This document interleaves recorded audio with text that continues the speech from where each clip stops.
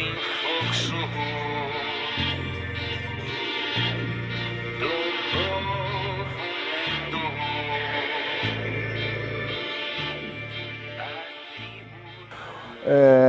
Você comentou do seu livro, né? Que tem um personagem lá que é muito interessante, Antero, né? Que é o rapaz lá que se fantasia de vândalo para destruir uma loja da própria família dele, né? E no seu livro mais recente, o Satã, eu gosto de tratá-lo pelo... acho mais íntimo, assim, né? Não, o Satã, também chamo de Satã. Ele, embora não fale de política exatamente, assim, não tenha nada, digamos, diretamente falando de política, mas você, de alguma maneira, você trabalha as tensões entre os diferentes grupos sociais que existem em Dublin, esse né? tipo de política. Num lugar que é, talvez, verdade, periferia da Europa, né? Ou seja, você está falando das tensões que acontecem na periferia da Europa de um ponto de vista muito particular, né? Como é que a política acaba se miscuindo na literatura de vocês, assim, né? Não é uma coisa nunca frontal nem muito direta, né? Mas eu acho que está sempre lá, em especial na questão da violência, que é um tema muito interessante para vocês dois, né? Não, eu nunca lido com política partidária, digamos assim, ou com política ideológica no sentido programático, né? Mas, de certo modo,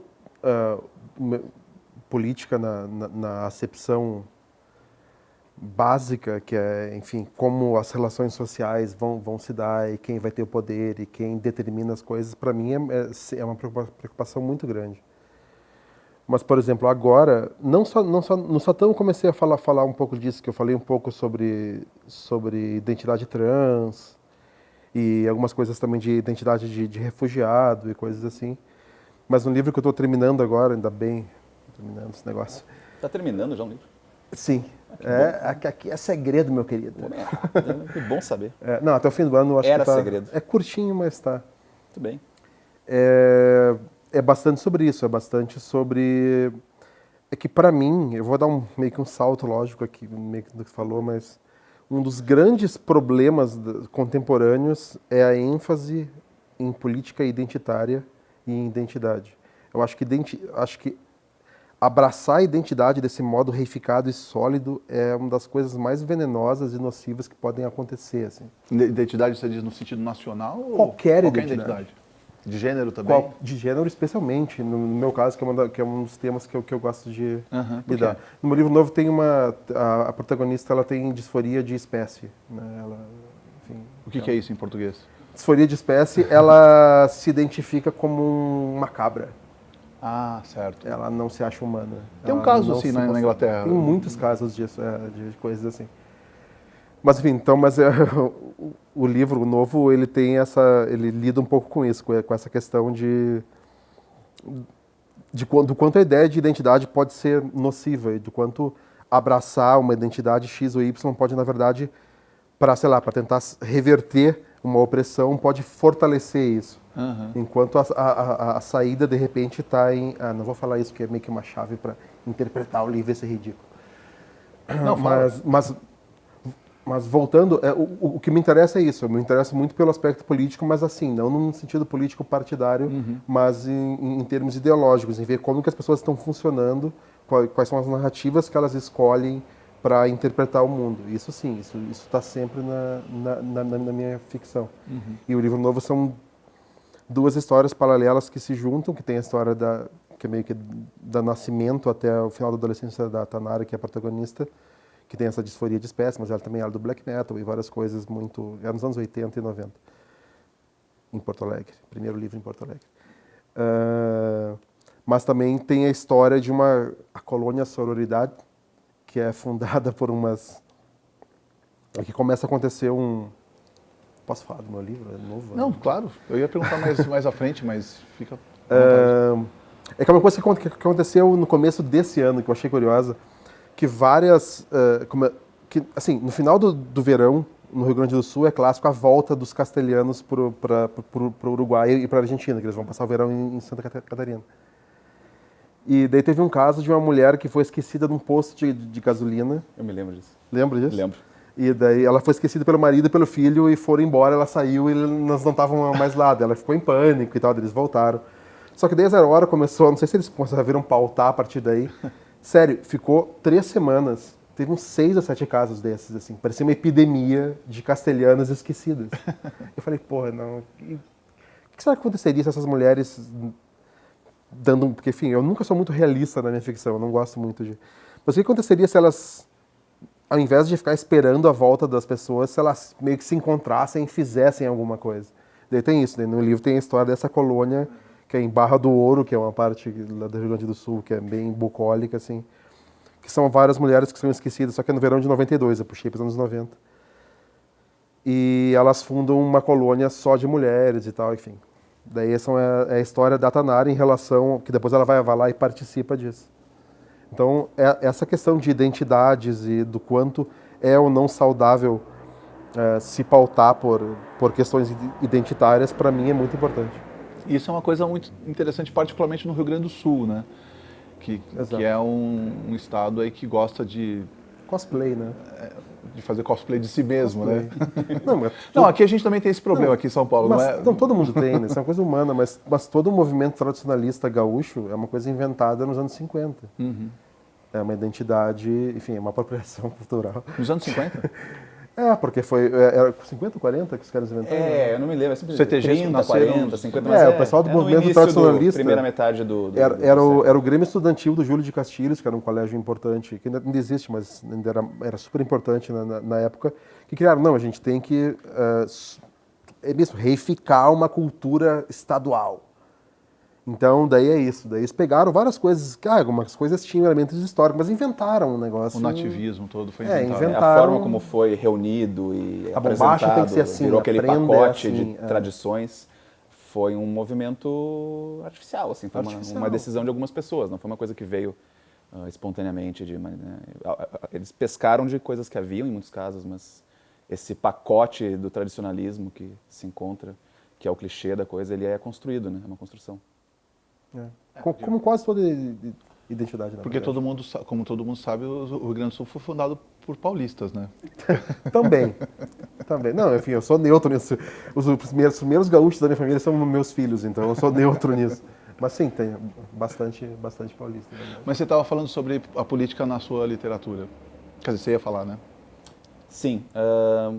Os meus livros raramente tiveram momentos em que política também desse tipo partidário, como ele fala, apareceu, assim. Até porque eu não tinha esse posicionamento na minha trajetória, então eu acabava não trazendo para a minha ficção dessa maneira. Eu acho que a política, em geral, surgia de maneira incidental.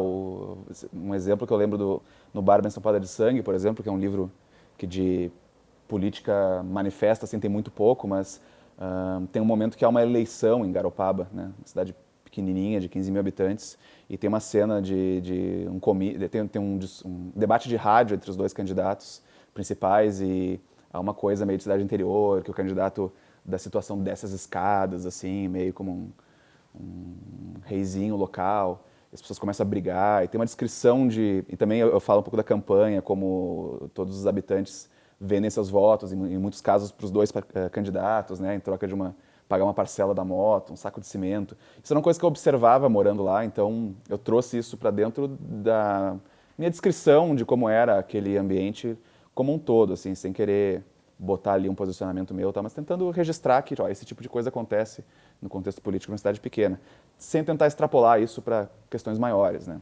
Então, em geral, a política aparece assim.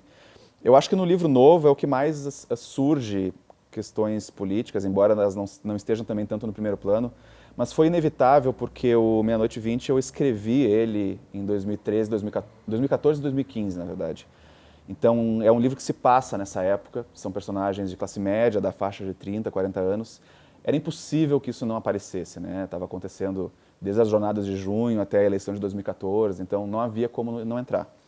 E em vários momentos os personagens discutem questões políticas rapidamente, então isso aparece. Mas tem esse caso específico que entra um pouco mais fundo, que é de um dos narradores, o Antero, que ele acaba se envolvendo numa das manifestações que houve em Porto Alegre, acho que é de 17 de junho, se não me engano. E foi a única manifestação que, embora não tenha percorrido com ela todo o caminho, eu vi eu estava por outro motivo passando perto e eu vi um momento em que houve um pouco de conflito com a polícia, teve bomba. Eu estava passeando com meu cachorro, na verdade me aproximando da João Pessoa, e eu veio a fumaça, as bombas, tinha uns contêineres pegando fogo, e daqui a pouco da fumaça saíram a polícia a cavalo, perseguindo o pessoal e tacando bomba, e eu tava, sei lá, 1,4 quadra, assim, e aí eu observei um pouco de longe e recuei, foi meu contato, assim. Eu na época não estava indo por vários motivos, às vezes por uma indisposição mesmo, por motivos semelhantes ao que o Pelizari falou, às vezes porque eu estava terminando uma tradução naquela época, eu realmente estava com prazo, enfim. Eu quis ir em algumas e não fui. No fim, no frigir dos ovos, eu acabei não indo em nenhuma delas.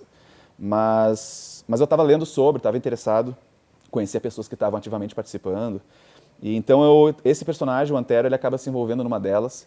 Mas assim, não me interessaria como ficcionista criar, por exemplo, um personagem que fosse um militante de esquerda ou um militante ali do passe livre, ou o contrário, que fosse um cara mais conservador de direita que tivesse contra as manifestações. Essas posições que, digamos assim, já estão apresentadas e discutidas na imprensa, no Facebook. Eu pensei numa coisa que fosse uma abordagem que a ficção permitiria, ou seja, às vezes é uma coisa um pouco inadequada. Por exemplo, se eu fosse escrever um ensaio ou algum artigo para o jornal falando sobre minha posição política sobre essas coisas, eu não poderia falar disso do ponto de vista de um personagem como Antero, por exemplo, que é um cara que teve uma juventude contestadora, gostava de ver o circo pegar fogo e era um cara todo, lia Deleuze, lia Hackenbay, enfim, tinha meio um cosplay revolucionário, assim. Só que a história dele é que ele acaba se tornando um publicitário de sucesso, né? Ele tem uma empresa que atende grandes clientes e ele justamente pega esse capital de rebeldia juvenil dele, do grande domínio que ele tem de autores de esquerda, de pós-estruturalismo, e ele transforma isso em publicidade para vender produtos para os clientes dele, né? Então já tem uma ironia, uma intenção crítica nisso. E quando ele se envolve com a manifestação, ele vai primordialmente porque ele quer fazer o que ele chama de uma etnografia, né? Ele percebe que aqui na manifestação estão os jovens que são os clientes do futuro próximo, e eu tenho que entender o que eles desejam, o que eles querem ouvir sobre si mesmos, para vender coisas para essas pessoas daqui a 2, 5 anos, né? Esse é o negócio dele. Ele tem total consciência do que ele está fazendo, e ele é tão cínico quanto necessário para fazer isso, e é por isso que ele vai na manifestação. Mas aí tem uma jogadinha que eu acho que tem um assunto um pouco mais profundo, que é a história dele, né? A família dele era de imigrantes finlandeses que vieram muito pobres ao Brasil, e o bisavô, o avô, o pai dele constroem um pequeno império, uma loja de ferramentas em Porto Alegre, então eles são uma família rica, né? Ele era aquele jovem contestador de família rica, mas que se fez, que eram imigrantes que vieram pobres, não era uma fortuna patrimonial, né? Então, quando ele vai na manifestação, por uma série de frustrações dele, ele acaba se envolvendo. Tem uns black blocs que começam a quebrar um negócio lá, que aconteceu mesmo lá na Zenha, nessa manifestação. E ele vê aquilo, ele entra num frenesi, e ele amarra uma coisa na cabeça e entra, né? Ele vai brincar daquilo, se deixa levar pela energia um pouco irracional daquilo até. Só que ele percebe que o quebra-quebra está se aproximando justamente da loja matriz das ferragens Latvala, que é da família dele, né? E ele percebe que o pessoal vai quebrar a vitrine. E aí aquilo que gera um momento meio que ele não consegue decifrar, assim, e ele não sabe como reagir. Por um lado, ele quer fazer parte, por outro, ele sente que essa história da família dele, que ele sabe que foram pessoas batalhadoras, que construíram aquilo com muito suor, e está sendo atingido por aqueles mesmos manifestantes. Aí dá um tilt ali nele. E ele mesmo não se lembra bem do que acontece, mas lá pelas tantas ele acaba confessando, sem ter muita certeza, que em algum momento ele estava tirando pedras contra a vitrine da loja do pai dele, né? E essa é a cena. Então, eu acho isso foi uma forma que eu inventei de me aproximar do fenômeno das manifestações de um ponto de vista que não seria o tão binário ou aquele que é mais comum, assim, de pegar um personagem de classe média com essa construção e, tipo, como é que esse cara que é levado por esses desejos de contestação e, ao mesmo tempo, tem ali a posição segura dele, né, com a vida material dele segura, que pode estar em risco por esses mesmos manifestantes, como é que se resolve na cabeça desse cara?